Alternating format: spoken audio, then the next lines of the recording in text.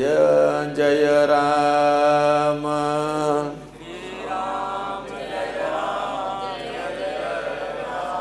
श्री राम जय राम जय जय राम।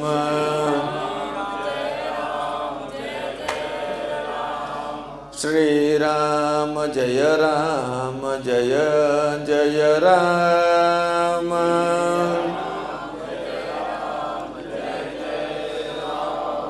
बड़ी प्रसन्नता का विषय आज जालंधर पंजाब में भगवती राज राजेश्वरी त्रिपुर सुंदरी जगदम्बिका माँ बगलामुखी के पावन छत्र छाया में जालंधर शहर के ब्राह्मण की उपस्थिति, इस उपस्थिति में बैठ करके हम लोग चर्चा करेंगे। दुनिया बदलना है, दुनिया बदलने का चर्चा।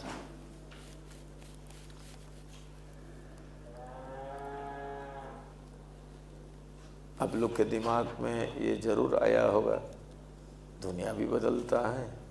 अरे भाई, पंडितों में बड़ा दम होता है। पंडितों ने कितने बार दुनिया को बदला है। ब्राह्मण का गौरवशाली इतिहास रहा है। ब्राह्मणों ने गायत्री के बल पर क्या नहीं किया। इसी गायत्री का ताकत था। महर्षि अगस्त्य जी ने 2.5 चुल्लों में दरिया पी गए। इसी गायत्री का चमत्कार था। महर्षि जन्नू ने गंगा जी को पिया और कान से फिर निकाल दी। इसी गायत्री के बल पर भगवान परशुराम विश्व पर राज किए। इसी गायत्री के बल पर महामुनि विश्वामित्र ब्रह्मा बन करके नया सृष्टि बनाया। इसी गायत्री के बल पर महर्षि गौतम ने विष्णु बन करके 12 वर्ष तक इस दुनिया का भरण पोषण किया। ये जो ब्राह्मणों की गौरवशाली इतिहास रहा, जब हम पुराणों को पढ़ते हैं, इतिहासों को टटोलते हैं, तो लगता है ब्राह्मण से बढ़कर के शक्तिशाली कौम कोई नहीं था। ऐसा ब्राह्मण समुदाय बैठे हैं ना, और भी कुछ बैठे हुए, मिक्स बैठे हुए, वो भी सुने। ब्राह्मणों की कथा सुनने से मंगल होता है और सुनना भी पड़ता है। भागवत कथा सुनते हो ना, भागवत कथा की श्री गणेश महात्मा प्रकरण में ही एक ब्राह्मण की कथा से ही भागवत कथा आरंभ होता है, जिसका नाम है आत्मदेव, और उनका पुत्र का नाम है गोकर्ण। भागवत सुनते हो ना आप लोग, तो भागवत ब्राह्मण की कथा तो सुनने ही पड़ेंगे, नहीं तो भागवत अधूरी है। सत्यनारायण कथा सुनने ही पड़ेंगे। पूर्णमासी के व्रत करोगे, सत्यनारायण व्रत करोगे, सत्यनारायण कथा करोगे। सत्यनारायण कथा में एक वृद्ध ब्राह्मण की कथा आती है। आजकल तो कथावाचक कथा सुनाने आते हैं, पता नहीं क्या कथा सुनाते, वही जानते हैं। वो तो कहते हैं एक गरीब ब्राह्मण था, एक दरिद्र ब्राह्मण था, पता नहीं उसका बाप दादा दरिद्र होंगे। हमारे बाप दादा तो दरिद्र थे नहीं। हमारे ब्राह्मण भाई, हमारे ऋषि मुनि जिनकी चरित्र हम गाते सुनाते हैं, ये इतने ताकतवर थे, जिन गरीबों की कथा सुनाते हो। हमारा ही भाई एक ब्राह्मण सोने की लंका में रहता था, सोने की लंका में। दुनिया तो ये सुना है सोने की पिंजड़ा में तूतामना रहते हैं, परंतु एक ब्राह्मण था मेरा ही भाई, वो क्या कहा रहता था? सोने की महल में रहता था। सोने की महल में रहता था। हम गरीब शरीफ थे नहीं। ये भ्रांति भ्रम समाज के अंदर फैलाया जा रहा है ब्राह्मणों को नीचा दिखाने के लिए। ब्राह्मण गरीब थे। अरे ब्राह्मण तो भीख मांगते हैं। अरे तुम्हारे बाप दादा के कल्याण के लिए ब्राह्मण भीख मांगते हैं। तुम 10 बार बुलाते हो ना, तुम्हारा बाप दादा मर जाते हैं। ब्राह्मण जिमेगा नहीं तो प्रेत से मुक्ति नहीं होगी। तो बुलाते हो तो ब्राह्मण जाते हैं, जा करके भोजन करते हैं। आप सम्मान करते हैं नहीं करते हो, आप 100 रुपया दक्षिणा देते हो या 500 रुपया देते हो, आपका मर्जी की बात है। परंतु ब्राह्मण जाकर के आपका कल्याण करके आता है। इसे ब्राह्मणों से चिढ़ने से काम नहीं चलेगा। ब्राह्मणों का इज्जत करना ही पड़ेगा। अरे तुम नहीं इज्जत करके तुम जिस भगवान को पूछते हो, तुम जिस भगवान को पूछते हो, राम कृष्ण को पूछते हो, राम कृष्ण ने ब्राह्मणों का इज्जत किया है। भगवान राम संसार में अवतार लेता है, क्षत्रिय कुल में उत्पन्न होता है और एक ब्राह्मण वशिष्ठ को अपना गुरु बनाता है। अब बना करके शस्त्र शास्त्र सब विद्या प्राप्त करता है। एक ब्राह्मण का नाम है कृष्ण।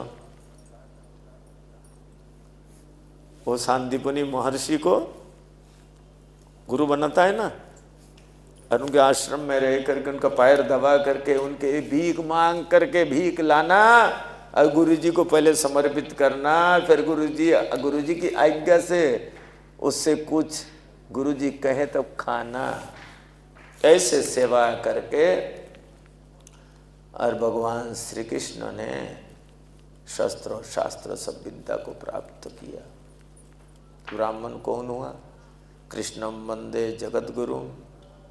कृष्ण तो जगत के गुरु हैं, सभी के गुरु हैं, और ब्राह्मण उन गुरु के गुरु है। जगत गुरु के भी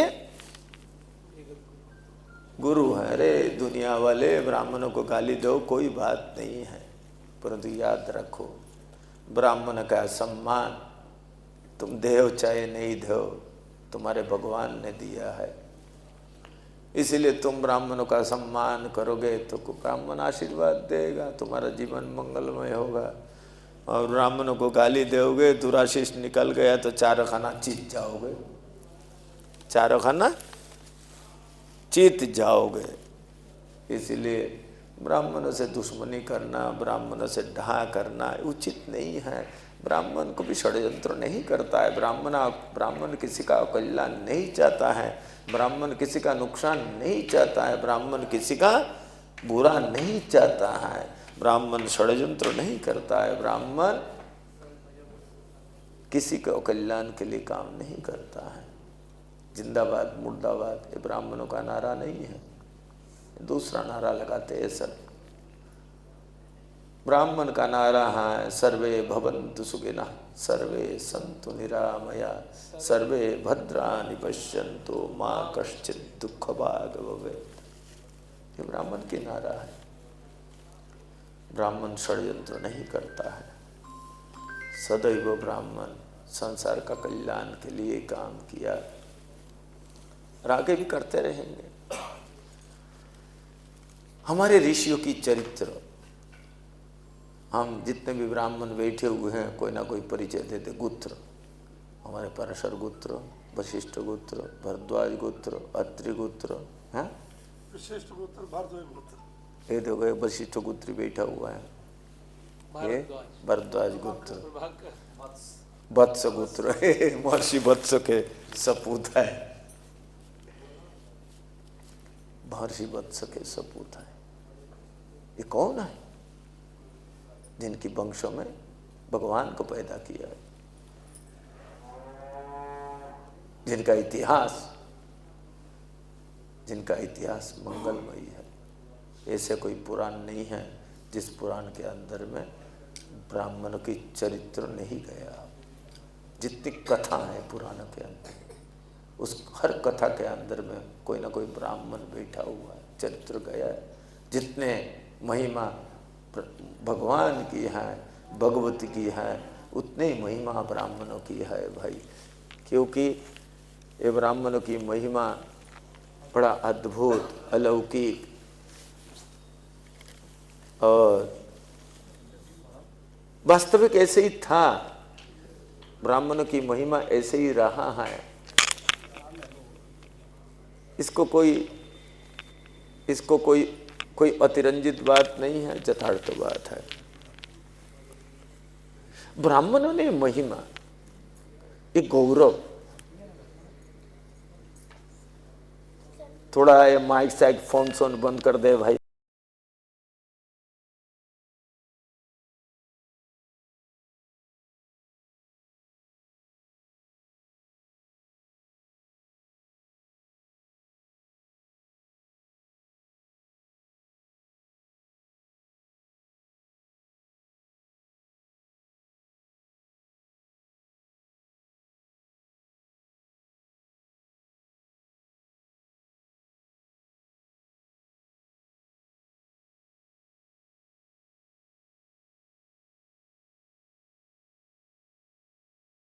राम भगवान की, भगवती बगलामुखी माता की।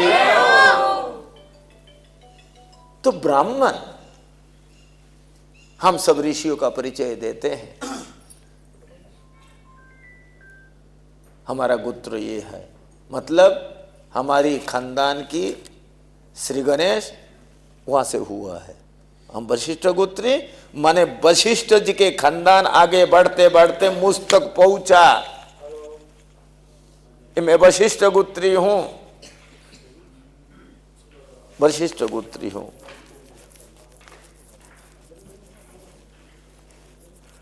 हम भरद्वाज गोत्री हूं, माने भरद्वाज के खानदान आगे बढ़ता बढ़ता बढ़ता बढ़ता मुझ तक पहुंचा।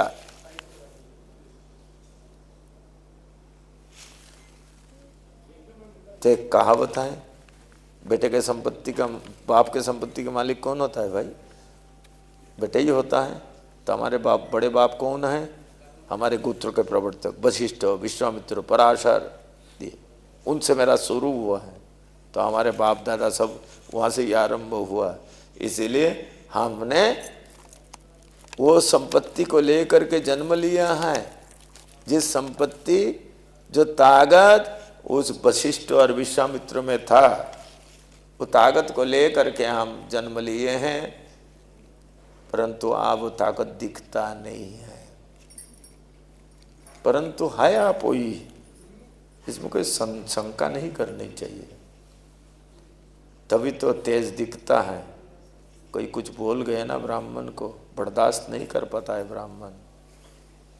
उसका डीएनए है कि वह श्रेष्ठ है ना, इसीलिए बर्दाश्त नहीं कर पाता है। हाँ? अरे भाई तुम इनको थोड़ा देर छोड़ दो, हमारी बात सुन लेने दो। फिर तेरा उम्र तो अभी होगा 20-22 साल, तो अभी 60 साल और जिंदा रहेगा। 60 साल तक सुनाते रही। अभी या बीच में कुछ रुपजुर ना करो भाई। बोलिए परशुराम भगवान की। हाँ, ओ पंडित जी, ए छोटे पंडित, उसने अच्छा काम किया, कुछ रुपजुर करके नहीं किया ना? हाँ, तो उसको कहते ना, ये आना मत। आप कहते मेरा गलबात सुन ले।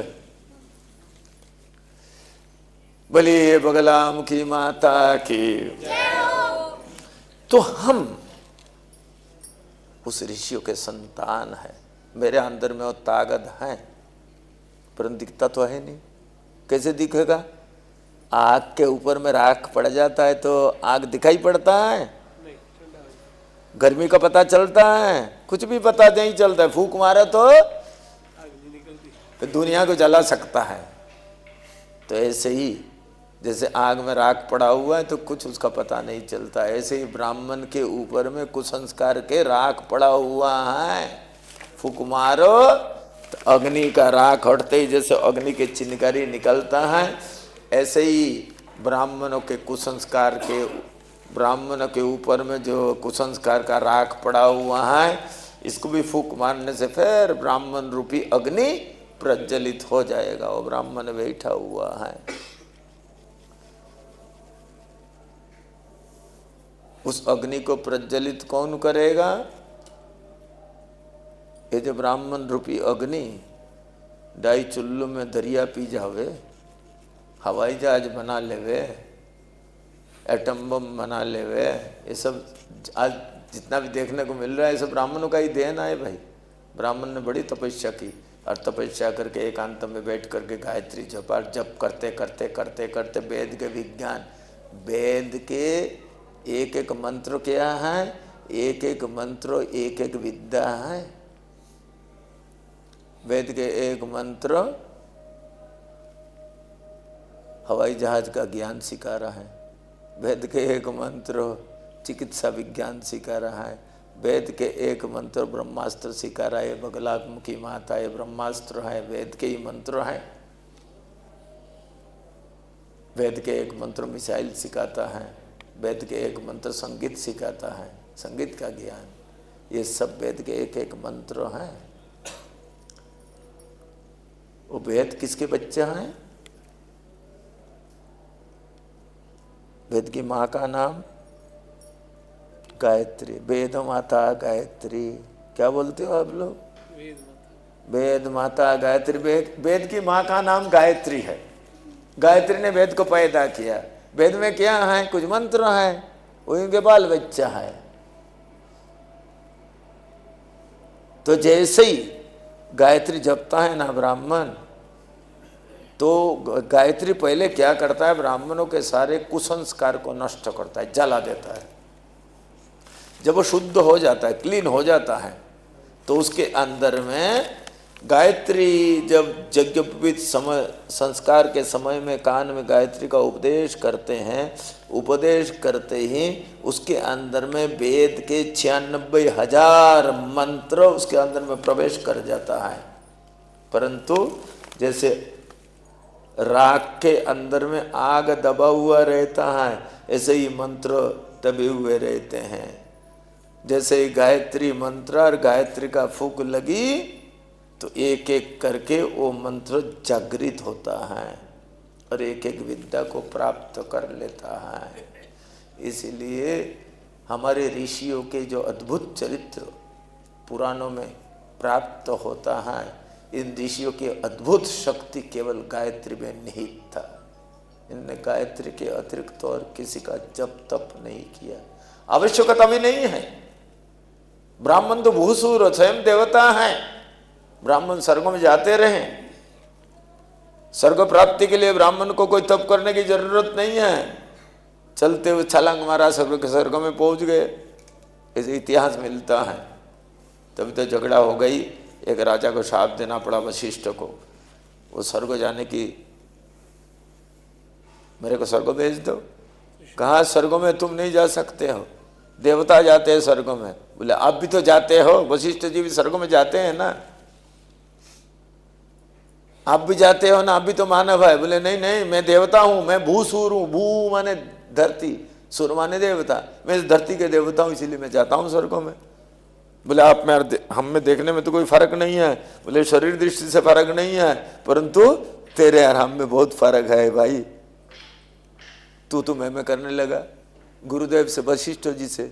उस राजा सत्यव्रत कहा तू मुंह लड़ाता है गुरुजनों से, मेरा तिरस्कार करता है, जा मैं शाप देता हूं, तू चंडाल हो जा। उसी समय चंडाल हो गया सत्यव्रत, राजर्षि सत्यव्रत। उनका नाम हो गया त्रिशंकु। त्रिशंकु।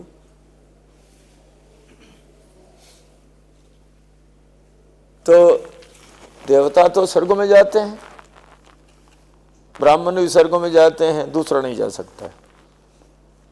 ये स्वर्ग जाने की ताकत कहां से मिली थी? गायत्री से मिली थी। हमको किसी देवता को पूजने की जरूरत नहीं है। बोले देवता यज्ञ करते हैं ना ब्राह्मण, बोले यज्ञ करते हैं दुनिया की भलाई के लिए। यज्ञ प्रजा सृष्टा पुरुवाच प्रजापति अनेनो प्रसविष्यद्दम ऐशवस्तुष्ट कामधु। संसार पैदा हुआ, संसार में देवता पैदा हुए, मानव पैदा हुए, कीट पतंग पशु पक्षी पेड़ पौधा पैदा हुए और ब्राह्मण भी पैदा हुए, प्रकट हुए। सबका अलग अलग भूमिका है।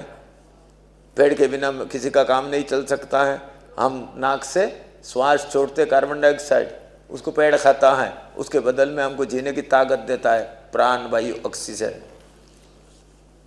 सबकी अपनी अपनी सृष्टि में भूमिका है, परंतु ये सृष्टि को नियंत्रण करने का काम करते हैं देवता, सृष्टि को संचालित चलाने का काम, और देवताओं को ताकत देने का काम करते हैं ब्राह्मण। यज्ञ के द्वारा देवता यज्ञ कुंड में आहुति डालते हैं, उस आहुति को खा करके देवता बलवान बनते हैं, और बलवान करते सारे संसार को संचालित करते हैं। इसीलिए कहते हैं तस्माद् ब्राह्मणो देवता दैवाधीनम जगत सर्वम मंत्राधीनं च देवता ते मंत्रा ब्राह्मणाधीनम तस्माद् ब्राह्मणो देवता। सारे संसार दैव के अधीन, देवता के अधीन है, और देवता मंत्र के अधीन है। मंत्र ब्राह्मण के मुंह में होता है, ब्राह्मण के अधीन है। इसलिए सबसे बड़ा देवता कौन है? ब्राह्मण है। इसलिए इंद्रादि देवता ब्राह्मणों के यहाँ नतमस्तक होकर के प्रणाम करते रहे। ब्राह्मण की महिमा है भाई। इसलिए ब्राह्मणों को कोई स्वर्ग आदि प्राप्ति के लिए यज्ञ करने की जरूरत नहीं है। फिर यज्ञ क्यों करते रहे? यज्ञ नहीं करेंगे तो देवता बलवान नहीं होंगे, देवता बलवान नहीं है, संसार के क्रियाएं नष्ट हो जाएगी, संसार को सब जीव मर जाएंगे। इसलिए ब्राह्मण देवता का यज्ञ करता था संसार की भलाई के लिए। बोले ब्राह्मण फिर कौन सा यज्ञ करते रहे? ब्राह्मण एक ही यज्ञ करते हैं, उसका नाम है गायत्री यज्ञ। इनमें भी सब पंडित है, कौन है? हाँ,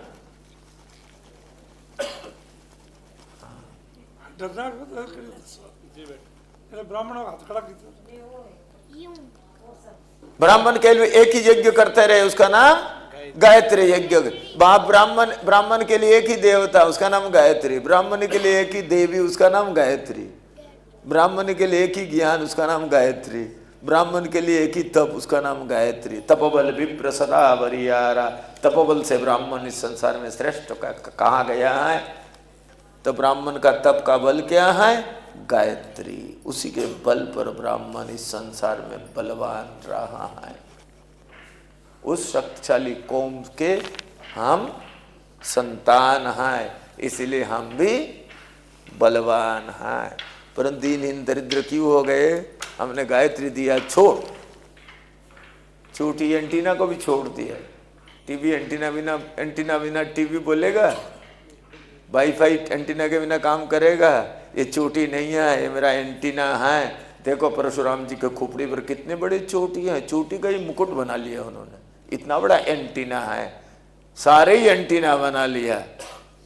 तो एंटीना बना लिया तो क्या हुआ? उनके खोपड़ी में सारे भगवान के ज्ञान आ गया, भगवान बन गए।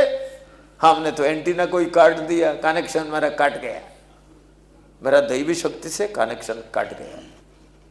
इसलिए हमको चोटी भी धारण करना ही पड़ेगा, नहीं तो ये एंटीना के बिना नहीं, जनेऊ पहनना ही पड़ेगा।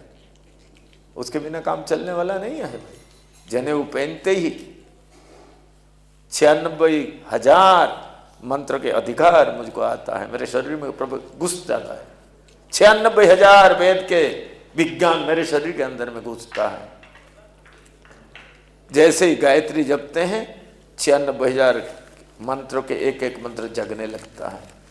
इसलिए जितने भी मंत्र होते हैं उसका विनियोग होता है। विनियोग में ऋषि का नाम लिए जाते, उन ऋषियों ने इस मंत्र के विद्या को जाना था।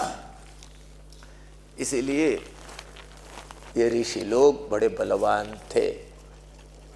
इसीलिए हमको भी वही बलवान बनना है, फूंक मारना है, आवरण को हटानी है। तो क्या करना पड़ेगा? हमको गायत्री जपना ही पड़ेगा भाई। उसके बिना मेरे गति नहीं है। ये संगठन बनाओ और ब्राह्मणों के संगठन बनाओ, दो इकट्ठा होकर के हम 2-4 हजार बैठ मिल करके जालंधर में हेजिटेशन करेंगे, मेरा बात सुनेगा? कोई नहीं सुनता है। इकट्ठा कर जाओ ना, लाख इकट्ठा हो जाओ, कोई नहीं सुनेगा। और टोपी वाला 10 इकट्ठा हो जाए, अंतर्राष्ट्रीय न्यूज बनता है। गलत कह रहा हूँ? ब्राह्मण सुनता है, पुलिस और मारपीट करके कुट को भगा देगा, चुपचाप आए और घर में बैठ जाओगे लाठी उठी खा करके। अरे ब्राह्मणों का पास वो लाठी है जिस लाठी के सामने सारी लाठी फेल, वो है गायत्री। इसलिए ब्राह्मण को ताकतवर बनने के लिए और कोई रास्ता नहीं है। हाँ, गायत्री मंत्र तुम जनेऊ कराना तब गायत्री मंत्र जपना, ऐसे नहीं बनना।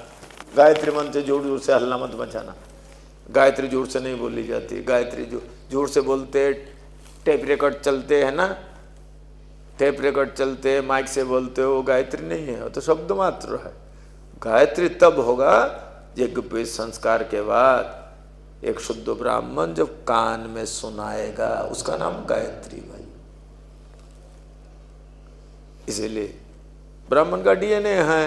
ब्राह्मण नहाए धोएगा, धो करके क्या करेगा, कुछ ना कुछ जब तब करेगा, उसका डीएनए है, स्वभाव है, वो स्वभाव को छोड़ नहीं सकता है।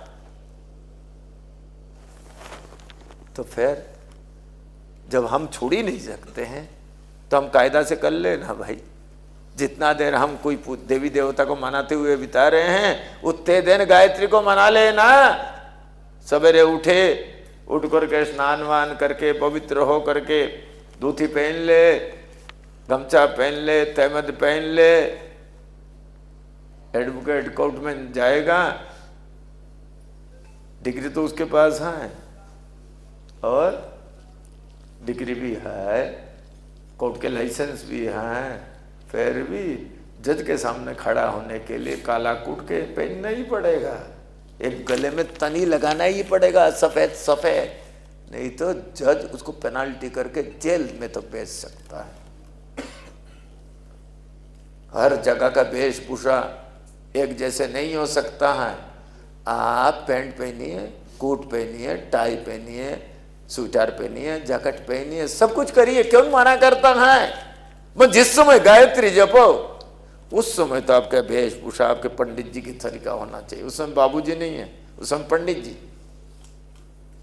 उस समय बाबूजी हमारी शोभा नहीं है, उस समय पंडित जी हमारी शोभा है। उस समय तो वशिष्ठ विश्वामित्र बन करके ही हमको बैठना होगा और बैठ करके गायत्री जपना होगा। बोले गायत्री कैसे जपेंगे, संध्या तो आता ही नहीं मुझको। हमने तो संस्कृत पढ़े नहीं, कोई बात नहीं है, यहाँ तो शास्त्री, ये शास्त्री बैठे हुए। अब अभी बता रहे थे ना शास्त्री, हाँ आप बता रहे थे, क्या नाम है आपका? राजेश कुमार शास्त्री। ये संस्कृत पढ़े लिखे, तो इनको तो सब वेद मंत्र आता है, पढ़े हैं। और दूसरा जो नहीं आता है वो क्या करेगा, कैसे गायत्री जपेगा, गायत्री साधना कैसे पढ़े करेगा, कैसे शक्तिशाली बनेगा। इसलिए हमने क्या किया, एक हिंदी में संध्या बनाया, कोई मंत्र नहीं है उसके अंदर, उसको पढ़ते ही समझ में आ जाएगा। उसकी प्रक्रिया लिखे हुए, कोई मंत्र नहीं लिखे हुए, उसको समझ करके और संध्या कर लेना। संध्या का मतलब है मंत्र पढ़ के कुछ जल पी लेना, मंत्र बोल के कुछ जल धरती में छोड़ देना, और मंत्र बोल करके कुछ जल अपने ऊपर छोड़ देना। यही तो संध्या है। परंतु संध्या में बड़ा ताकत है, शरीर को निष्पाप बनाता है। उस निष्पाप शरीर से गायत्री को जपा जाता है। इसलिए ये करके और गायत्री जपना आरंभ करे। एक माला करे, और बस 2 माला करे, 3 माला करके धीरे धीरे 10 माला तक पहुँचे। जिस समय 10 माला में पहुँच गए, जान लेनी चाहिए आपके पितरों का उद्धार हो गया। आपके पितरों का उद्धार हो गया, आपने अपना को सुरक्षित कर लिया, आपके आने वाले पीढ़ी बेटे पुता सबको सुरक्षित कर लिया, सबका कल्याण कर लिया। आपके रोजगार आपके मुट्ठी में आया। 10 माला गायत्री जपते ही आपका रोजगार आपका मुट्ठी में आया। आपके वाणी में वो ताकत होगा, किसी के कह दिया बेटा तेरा कल्याण हो, तो कल्याण हुए बिना नहीं रह सकता है। और किसी के मुंह से दुराशीष भी निकल गया तो उसको भी कोई बचा नहीं सकता है, भगवान भी नहीं बचा सकता है ब्राह्मण के मुंह से निकला हुआ शब्द। परंतु देना नहीं चाहिए, ब्राह्मण को भी दुराशीष नहीं देता है, स्वयं संकट में डाल देता है अपना को, परंतु किसी को दुराशीष नहीं देता, आशीर्वाद देता है। और जब दुराशीष निकल गया तो किसी का उससे बचाना भी भगवान की बस की बात नहीं है। ब्राह्मण की वाणी को काटना ये हमारा ताकत रहा। इसीलिए मुझको दोबारा उस ताकतवर बनने के लिए हमको क्या करना पड़ेगा? ये जिंदाबाद मुर्दाबाद ये सब छोड़ करके हमको गायत्री का आश्रय लेना पड़ेगा। जिस दिन हिंदुस्तान के 13 करोड़ में सारे 6 करोड़ ब्राह्मण सवेरे उठकर गायत्री जपने लग जाएंगे, उस दिन हिंदुस्तान ने दुनिया का दूसरी दशा होगी। वही ब्राह्मण का ताकत फिर दिखने लगेगा। ब्राह्मण को कोई गाली नहीं दे सकता है, ब्राह्मण को कोई अपमान नहीं कर सकता है, और वो ब्राह्मण से सुरक्षित होकर के दूसरे भी सब सुरक्षित हो जाएंगे। इसी गायत्री के बल पर ब्राह्मणों ने संसार का कल्याण सदैव करता रहा। ब्राह्मणों के दायित्व भी है, जिम्मेवारी यही है ब्राह्मणों की। दुनिया संकट में पड़े तो ब्राह्मण उसको बचावे। आज भी करते नहीं करते? दुनिया कष्ट में आया तो ब्राह्मण उसके लिए अनुष्ठान करता है, उसको बचाता है। ये ब्राह्मण का दायित्व है। तो पूरा दुनिया बचे संकट में आया जाए तभी ब्राह्मणों का दायित्व है। वृत्तासुर नाम का एक असुर था, सारे दुनिया को संकट में डाल दिया। वो इतना ताकतवर था, इतना गायत्री के उपासक था, गायत्री जपते जपते जपते जपते इतना ताकत प्राप्त कर लिया, ब्रह्मा विष्णु महेश भी उनके सामने आने में हिम्मत ना करे। था तो ब्राह्मण, तष्टा के, महर्षि तष्टा के पुत्र था। ये जितने भी बड़े बड़े चमत्कारी ये सुनते हो ना, ये सारे पंडित। रावण कौन था? पंडित। हिरण्यकशिपु कौन था? पंडित। हिरण्याक्ष कौन था? पंडित। ये सारे पंडितों ने इतना गायत्री जपा, इतना गायत्री जपा, इनके सामने किसी को आने का हिम्मत ना पड़े। तो इसे वृत्तासुर के सामने आने का किसी का हिम्मत ना पड़े। आखिरकार क्या करे? इनके पूजा इसीलिए नहीं हो रही है, ताकत तो प्राप्त कर लिया, मगर ताकत का उपयोग उन्होंने समाज के भलाई के लिए नहीं किया, इसलिए उनको हम असुर कहते हैं। है शुद्ध ब्राह्मण भाई, रावण शुद्ध ब्राह्मण है, हिरण्यकशिपु हिरण्याक्ष शुद्ध ब्राह्मण है, कश्यप गोत्र ब्राह्मण है भाई, कश्यप जी के पुत्र है। कश्यप कौन थे? ब्राह्मण थे ना। ताकत तो प्राप्त कर लिया, परंतु ताकत का उपयोग संसार के भलाई के लिए नहीं किया, इसलिए उनको क्या कहते हैं? असुर कहते हैं। और जो संसार के भलाई के लिए ऋषियों ने काम किया उनको भूसुर कहते हैं, वो असुर, और सारे ब्राह्मण भूसुर। इसीलिए इस ब्राह्मणों का इतिहास बड़ा अलौकिक रहा। जब सृष्टि संकट में पड़ गया वृत्तासुर के कारण, तब क्या हुआ? कैसे बचाया जाए संसार में?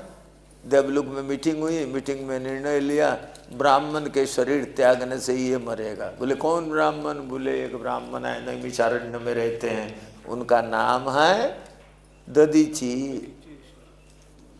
आखिर ब्रह्मा विष्णु महेश ब्राह्मणों का क्या कहते हैं? मांकानी जाति कहते हैं दुनिया के लोग। क्या कहते हैं? मांकानी जाति, भीख मांग कर खाते हैं। अरे भाई हम भीख मांग कर खाते हैं? तुम्हारी कल्याण के लिए भीख मांगते हैं। तुम 10 बार बुलाते हो, तुम्हारे माँ बाप मर जाते, दादा दादी मर जाते हैं, हमको बुलाते हो, ब्राह्मणों को बुलाते हो, तो ब्राह्मण कृपा करके तुम्हारी प्रेत की निवृत्ति के लिए तुम्हारे यहाँ जाकर भोजन करते हैं। करते नहीं करते ब्राह्मण? क्यों करते हैं? अब बुलाते हो और दक्षिणा भी देते हो, सम्मान भी करते हो, और पीछे से कहते हो ब्राह्मण तो भिखारी है। हैं? पीछे से क्या बोलते हो? क्या बोलते हो? ब्राह्मण तो भिखारी है। हैं? हैं? बोलते हैं ना। बुलाया किसने भीख मांगने के लिए? तुमने ही तो बुलाया था ना। तुम्हारी सास ससुर दादा दादी जो गुजर गए थे, तुमको पता था ये पंडित जी आकर जिम्मेगा नहीं तो हमारे इसका उद्धार नहीं होगा। तब तो तुम बुलाते रहे, और पीछे से अरे पंडित तो भीख मांगता है। अरे भीख मांगता पंडित जी, तुम बुलाते हो और पीछे से गाली देते हो, भीख मांगता कहते हो, तुमको लज्जा होनी चाहिए। इसलिए ये ब्राह्मण को भिखारी कहते हैं। भिखारी, ब्राह्मण तो दाता है, सदैव दिया है, आज भी देता है। अनुष्ठान करते तो पंडित जी के पास आएंगे मंदिर में, कहे तो पंडित जी खुश रहो देते हैं ना आशीर्वाद। हाँ, तुम दे सकते हो आशीर्वाद?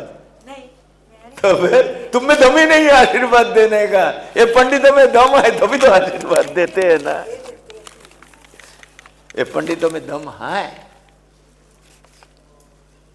दम है तभी तो आशीर्वाद देते हैं। इसीलिए आखिरकार जिस जाति को आप भिखारी कहते हो, ब्रह्मा विष्णु महेश हाथ जोड़ करके उस ब्राह्मण के सामने आए, दधी जी के भिक्षा दो। क्या भिक्षा? बोले शरीर दे दो।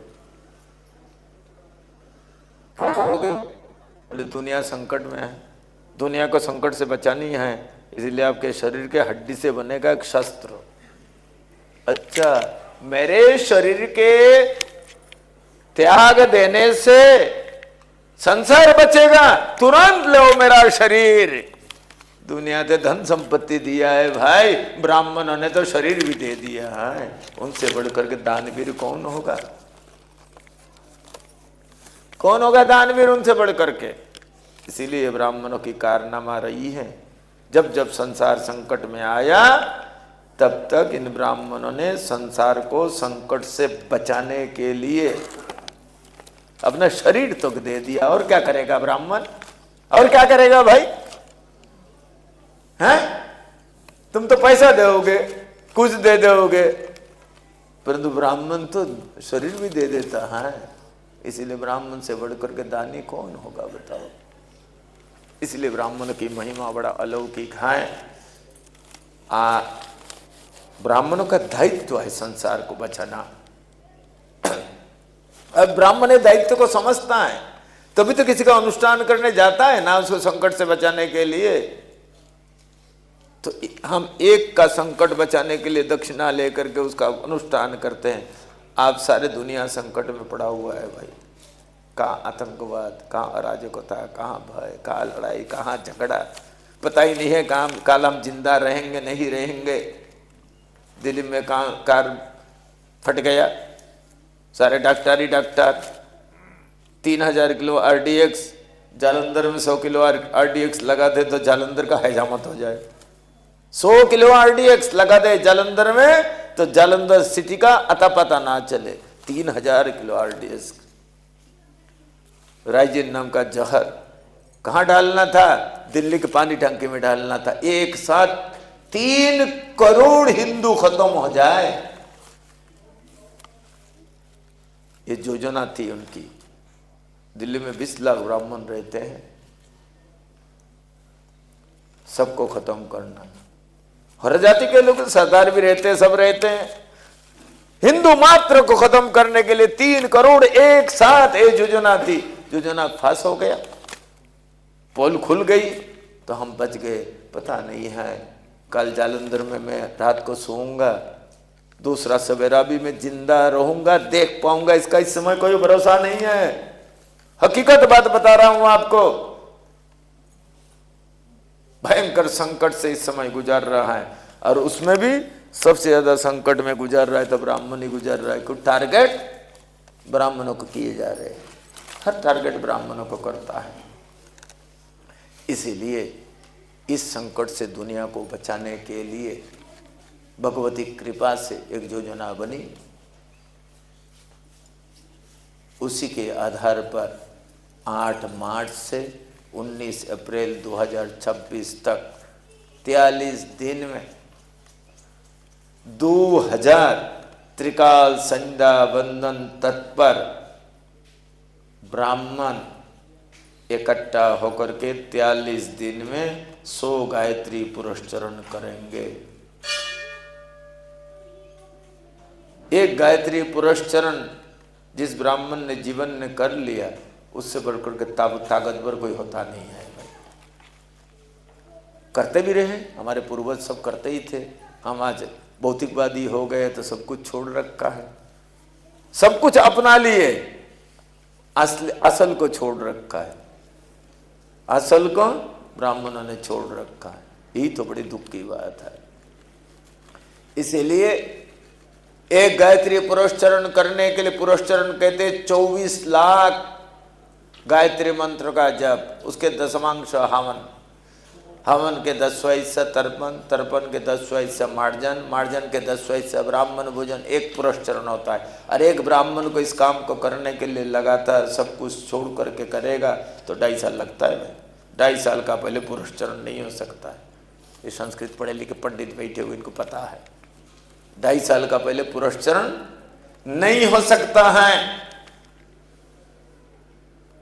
तो एक पुरस्चरण में 24 लाख, 100 पुरस्चरण में 24 करोड़, उसके दशमांश हवन, 10वां हिस्सा हवन, माने 2 करोड़ 40 लाख गायत्री मंत्र का हवन, उसके साथ में सूर्य सूक्त और सूर्य अथर्व शिष्यों के 60 लाख मंत्र का हवन, 3 करोड़ मंत्र का हवन। तो 3 करोड़ मंत्र को हवन करने के लिए 2 हाथ के कुंड बनेंगे, एक एक कुंड।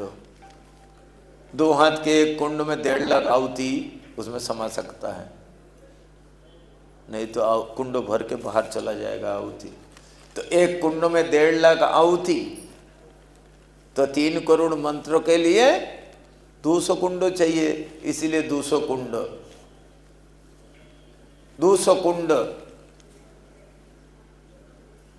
200 कुंड में 200 जजमान। एक जजमान, ये जो जजमान होंगे ये भी ब्राह्मण ही होंगे, दूसरा नहीं हो सकता है भाई। बोले क्यों? दूसरा क्यों नहीं हो सकता है? इसीलिए नहीं हो सकता है, आप अनुष्ठान कराते हो, मृत्युंजय मंत्र जप कराते हो, किसको बुलाते हो? पंडित जी को बुलाते हो। क्यों? सेठ जी को बुला लो, मिनिस्टर साहब को बुला लो। नहीं नहीं, ब्राह्मण करेगा उसका फल दूसरा को मिलेगा, इसलिए ब्राह्मण को ही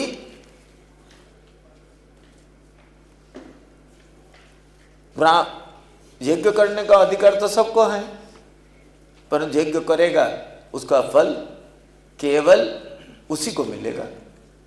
परंतु ब्राह्मण जब यज्ञ करेगा उसका फल स्वयं को मिलेगा और विश्व को मिलेगा। इसलिए विश्व कल्याण का कार्यक्रम है, तो विश्व कल्याण के कार्यक्रम के लिए ये कार्यक्रम है, इसलिए ब्राह्मण के द्वारा ही होगा। और ब्राह्मण के द्वारा होगा, और इसमें सामान भी ब्राह्मणों का, पैसा भी ब्राह्मणों के, सब कुछ ब्राह्मणों का ही लगना है। गायत्री यज्ञ की, पुरस्चरण यज्ञ की ऐसे ही व्यवस्था दिया है शास्त्रकारों ने।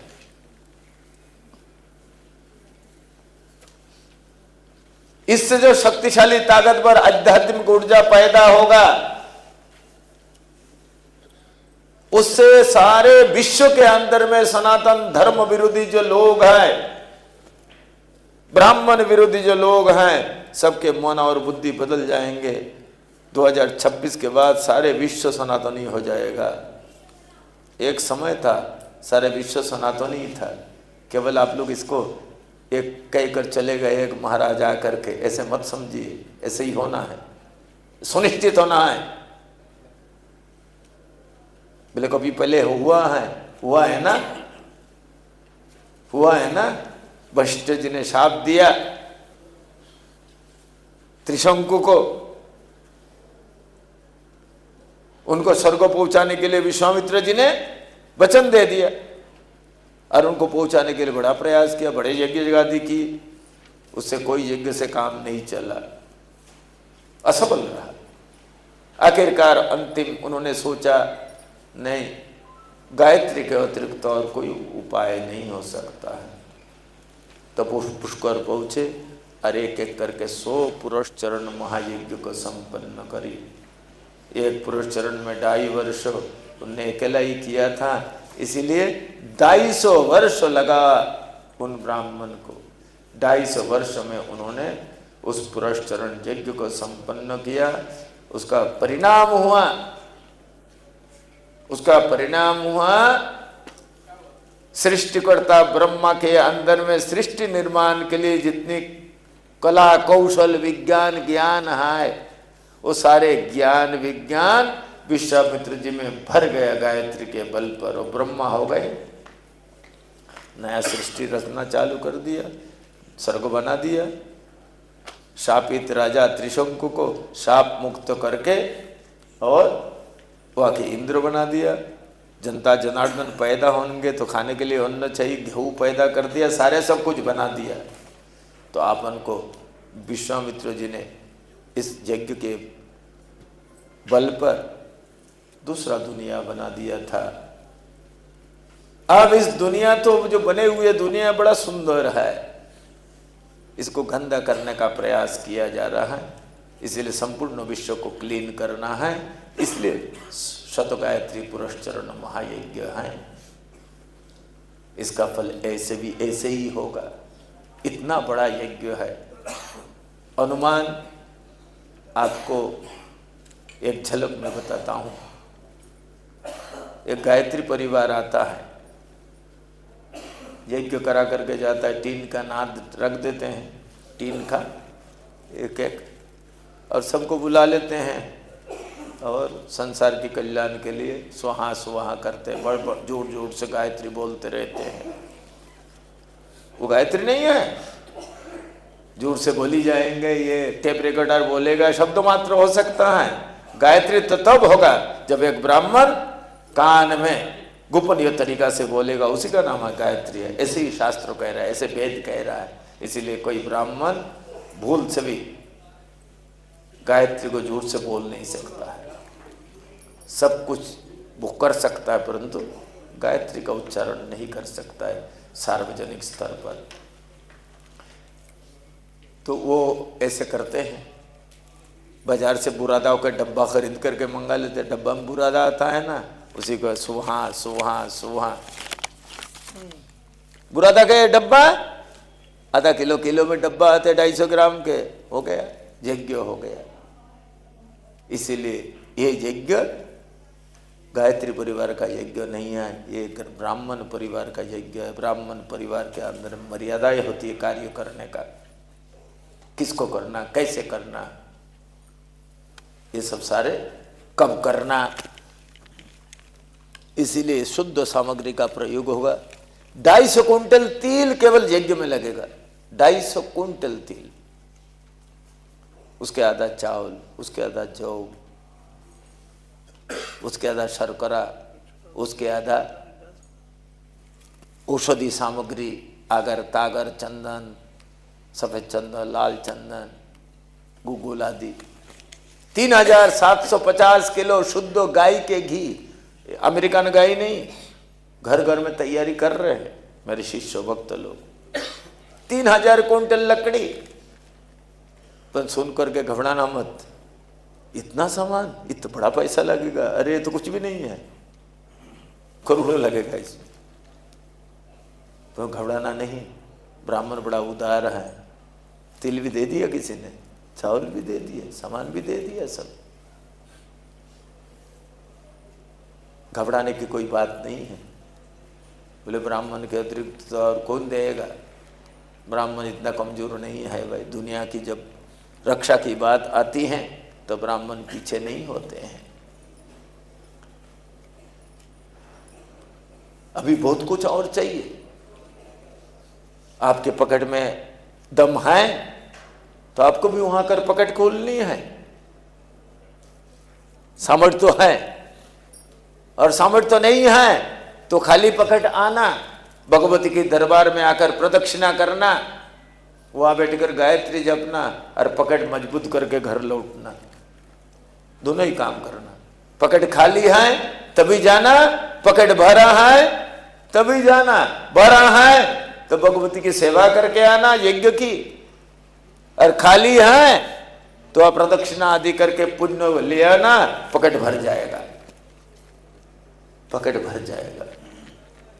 और ये जो यज्ञ में 200 जजमान बन रहे हैं, ये सब ब्राह्मण ही होंगे। एक कुंड के जजमान आप भी बन सकते हैं, बन करके अपना जीवन को मंगलमयी बना सकते हैं, अपने बाप दादा पूर्वजों का उद्धार कर सकते हो, अपने स्वयं को उद्धार कर सकते हो, अपने आने वाले पीढ़ी को रक्षण कर सकते हो।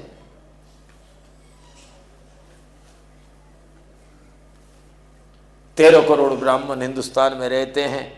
13 करोड़ के अंदर में 200 ही कोई भाग्यशाली जजमान ब्राह्मण होंगे जो जजमान बन के बैठे होंगे।